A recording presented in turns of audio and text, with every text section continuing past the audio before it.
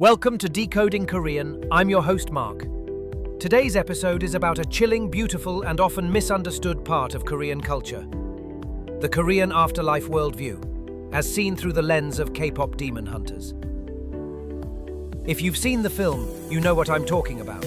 Idols wielding enchanted microphones, battling invisible demons, led by shadowy agents in black hats. But where do these ideas come from? Are they just fantasy, or rooted in Korea's traditional beliefs? Let's dive in. Before we talk monsters and ghost-hunting pop stars, we need to understand this. Koreans have long believed that spirits are real. Yes, even today, that belief lives on in jeoseung, ancestral rites where families offer food and prayers to their ancestors. Why? Because it's believed that on certain days, spirits return, quietly visiting, tasting the food, and watching over their descendants. It's not superstition, it's our worldview. So in Kpop Demon Hunters, when Rumi and Celine stand in front of the tomb of Rumi's mother, and we see incense along with apples and offerings, it's not just visual flair, it's ritual. They're calling for protection from the spirits of those who came before them. Koreans see life as layered.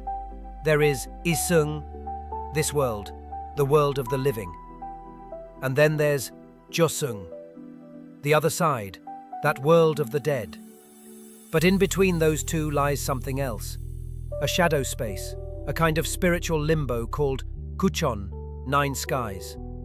It's where spirits who can't move on get stuck, not evil, just lost. Ghosts who died unfairly, or who still cling to memory. And memory, in Korean thought, is everything. It's what keeps the living and the dead connected, but it's also what turns a grieving soul into a restless one. In the film, when Gumiho and his demons talk about erasing memory, it's not just villain talk, it's a direct nod to this belief. That memory is both a lifeline and a curse, that ghosts may want to forget just as much as they want to be remembered. There are 3 kinds of wandering spirits in Korean tradition. Class 1, the vengeful ghosts. All those sub-characters who attack Huntrix, they're these.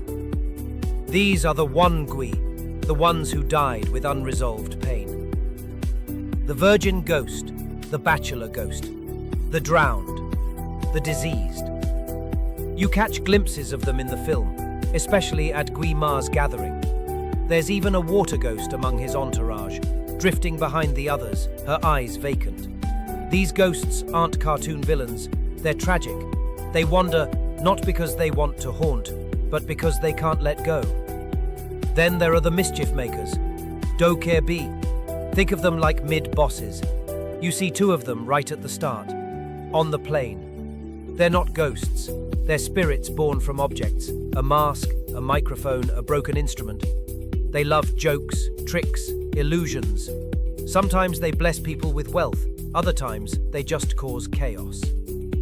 In the film, they warp perception, distort sound, and almost bring down a jet mid-flight, until the Huntrix team steps in. Finally, we reach the 3rd class, the boss level, demons and Gumiho himself. These are the Yor-gwe, creatures twisted beyond recognition. They aren't just sorrowful, they're monstrous. You know the Gumiho, the 9-tailed fox who takes human form, or the egg ghost, featureless, faceless, and deeply unsettling. There are child spirits twisted by abandonment, and execution victims burning with hatred.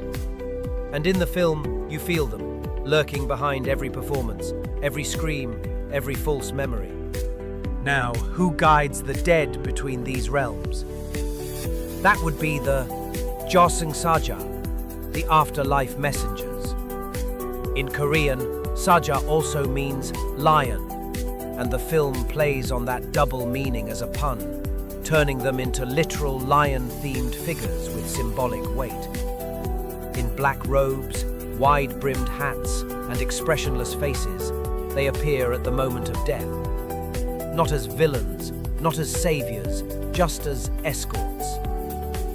If you're ready, they guide you. If you resist, they pull you. In Korean tradition, they aren't evil, they're inevitable. But in Kpop Demon Hunters, that's flipped. These once neutral figures are now corrupted, luring souls, opening the gate between worlds. That gate is called Hon Mun, the Spirit's Gate. And once it opens, the dead don't stay dead.